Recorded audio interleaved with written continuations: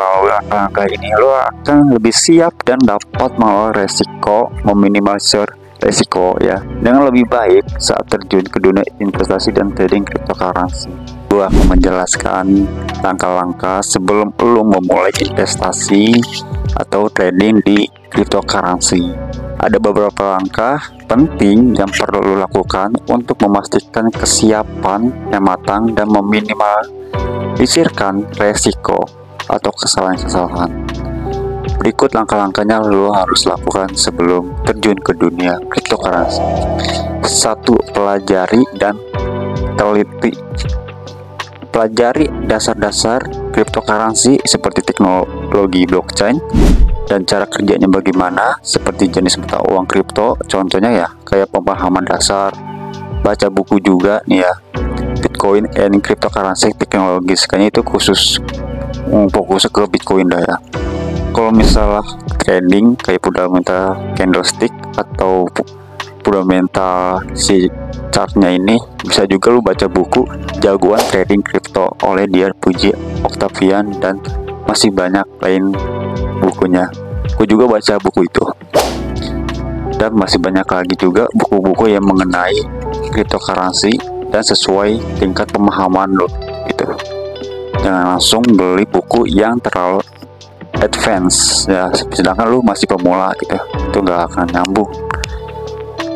Lalu ada juga platform seperti Coursera atau Udemy, dia akan dibimbing kalau itu ya, yang lebih jago lagi atau lebih ahli lagi. Lalu jenis cryptocurrency-nya kenali dulu tuh jenis cryptocurrency-nya yang ada di pasar seperti Bitcoin, Ethereum, dan altcoin lainnya. Contohnya pelajari perbedaan antara Bitcoin, yaitu dia fokusnya ke mata uang digital pertama. Ethereum fokusnya tuh kepada smart contract ya, dan altcoin seperti Litecoin atau Ripple lain-lainnya masih banyak juga. Gua nggak akan jelasin satu persatu.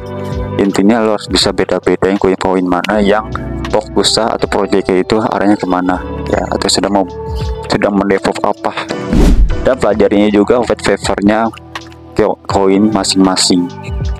Sumber informasi, gunakan sumber informasi yang kredibel seperti buku, artikel, forum, dan kursus online. Contohnya ya bergabung dengan forum seperti Bitcoin Talk, Reddit, cryptocurrency, dan mengikuti blog atau kanal YouTube. Dan masih banyak juga di Instagram, tinggal lu follow aja itu orang-orang yang ahli atau jago di dalam cryptocurrency.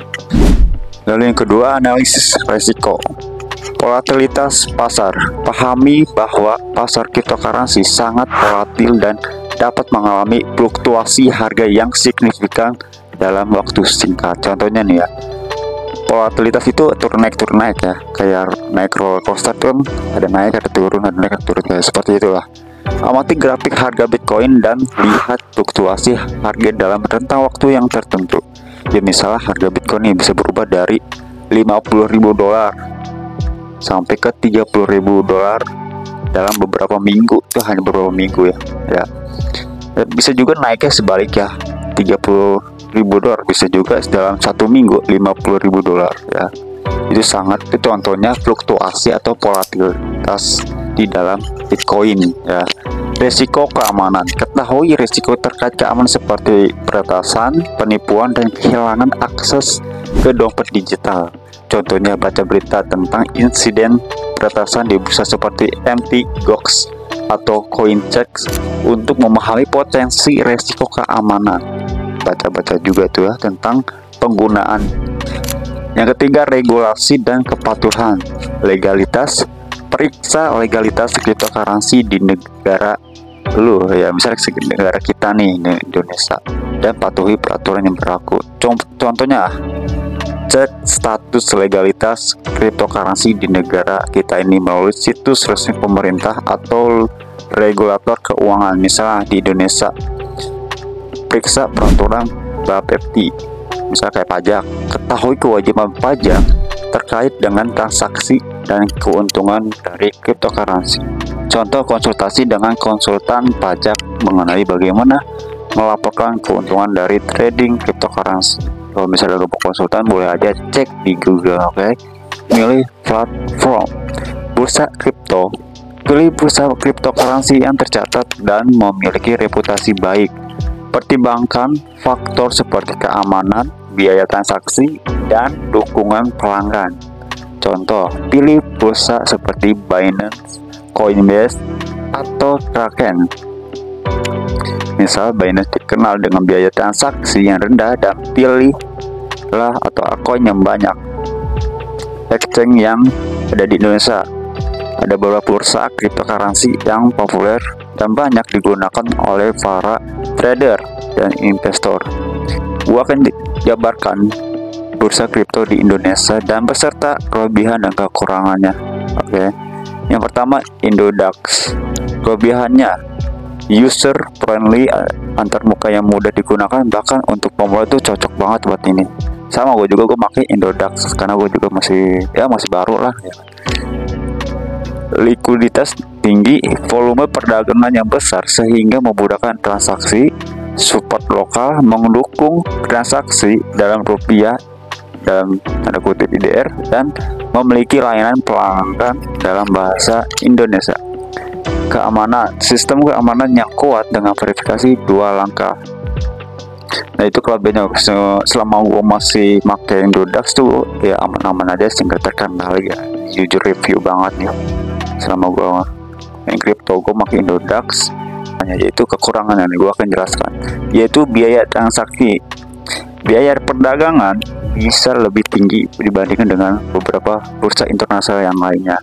Pilihan altcoinnya meskipun banyak, tapi tidak selengkap bursa internasional. Jadi nggak selengkap bursa yang lainnya gitu. Ada beberapa koin yang nggak ada di Indodax ya. Itu sih mungkin dari gua juga gitu. Yaitu ada lagi bursa yaitu toko kripto. Kelebihannya, mitra Binance, bermitra dengan Binance sehingga memiliki likuiditas dan teknologi yang kuat. Likuiditas baik, volume perdagangan yang cukup besar. Lalu aplikasi mobile, tersedia aplikasi yang user friendly untuk iOS dan Android, bisa buat iPhone dan juga buat Android ya. Transaksi rupiah, mendukung deposit dan penarikan dalam rupiah. Jadi ada rupiahnya, bisa mentransaksi rupiah kita ke USD gitu. Nah ini kekurangannya nih. Verifikasi KYC, proses verifikasi KYC yang kadang memakan waktu lama. Biaya penarikan yang mungkin sedikit lebih tinggi. Hampir mirip dengan Indodax, WD-nya lumayan fee-nya gitu. Ada lagi yang ketiga, itu pintu. Kelebihannya desain modern, antarmuka aplikasi yang sederhana dan mudah digunakan. Tanpa biaya trading, tidak ada biaya perdagangan, tetapi ada spread. Mungkin bisa gratis dan juga mungkin ada juga yang berbayar, tapi gue nggak tahu nih ya, karena gue nggak menggunakan aplikasi pintu ini. Transaksi cepat, proses transaksi dan verifikasi yang cepat. Kekurangan, pilih koin, pilihan cryptocurrency yang lebih terbatas dibandingkan bursa lainnya, hampir dengan Indodax mungkin ya. Spread lebar, mungkin meskipun tidak ada biaya perdagangan, spread bisa lebih lebar. Kelebihan, banyak pilihan koin, mendukung banyak jenis cryptocurrency, supportnya 24 jam dalam seminggu, layanan pelanggan yang tersedia sama 24 jam dalam seminggu. Keamanan, penggunaan teknologi keamanan yang baik. Kekurangannya, user experience termuka yang mungkin kurang modern bagi sebagian pengguna. Biaya transaksinya yang lebih tinggi dibandingkan bursa lainnya. Dan terakhir, aplikasi ChipX. Kelebihannya, likuiditas internasional, memiliki koneksi yang dengan pasar internasional, keamanan tinggi, penggunaan teknologi keamanan canggih, produk investasi, menawarkan berbagai produk investasi termasuk akun bunga kripto. Kekurangannya, biaya penarikan yang mungkin lebih tinggi. Pilih koin, pilihan koinnya tidak sebanyak bursa internasional besar lainnya. Jadi kesimpulannya nih ya, dari setiap bursa cryptocurrency di Indonesia memiliki kelebihan dan kekurangannya masing-masing. Pilihan bursa terbaik tergantung pada kebutuhan dan preferensi pribadi lu sendiri, seperti jenis koin yang ingin diperdagangkan, tingkat kenyamanan dengan antarmuka pengguna, dan seberapa besar perhatian lu terhadap biaya transaksi dan penarikan. Pastikan untuk melakukan riset menyeluruh dan mungkin mencoba beberapa bursa untuk menemukan yang paling sesuai dengan kebutuhan lo atau cocok dengan lo. Kesimpulannya tentang hal ini nih yang fokus pada bursa atau exchange yang ada di Indonesia itu sesuai kebutuhan lo masing-masing atau sesuai kenyamanan lo masing-masing gitu ya. Investasi dan trading. Tujuan investasi, tentukan tujuan investasi lo, apakah untuk jangka pendek, menengah, atau panjang.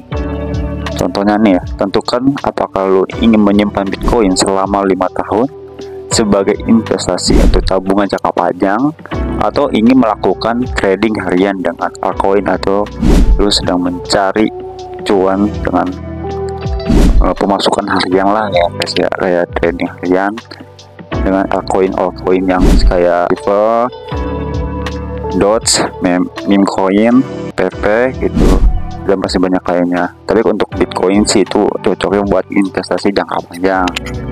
Bisa juga sih buat scalping ya, tergantung lagi kepada diri lo, sesuai kebutuhan lo. Oke. Diversifikasi, jangan menaruh semua dana lo, jangan all in one dalam satu jenis cryptocurrency. Diversifikasikan portofolio atau memanage portfolio untuk mengurangi resiko. Contohnya investasikan 50% pada Bitcoin, 30% pada Ethereum, dan 20% pada beberapa altcoin yang menjanjikan seperti Cardano dan Polkadot gitu. Jangan all in one. Kalau misalnya lu punya budget 1 juta, jangan all in one. Tapi menurut gua kalau misalnya lu masih belum ngerti tentang cara main tradingnya, cukup investasi aja, simple di Bitcoin aja, udah nggak usah diapa-apain. Lalu strategi trading, pelajari dan pilih strategi trading yang sesuai dengan profil resiko dan tujuan lo, seperti harian trading, swing trading, atau hold tahan. Contohnya misal gunakan strategi harian trading untuk memanfaatkan fluktuasi harian harga Ethereum. Misalnya nih saat ini nih, di tanggal ini, bulan ini, dan tahun ini Ethereum lagi naik ya kan, jangan dibeli, tahan dulu, turun dulu baru lu beli. Nanti ketika udah naik lu jual. Nah, seperti itu strateginya, simpelnya seperti itu. Oke, video kali ini semoga bermanfaat. Hanya ini yang bisa gue kasih informasi ini kepada lu yang masih mau mulai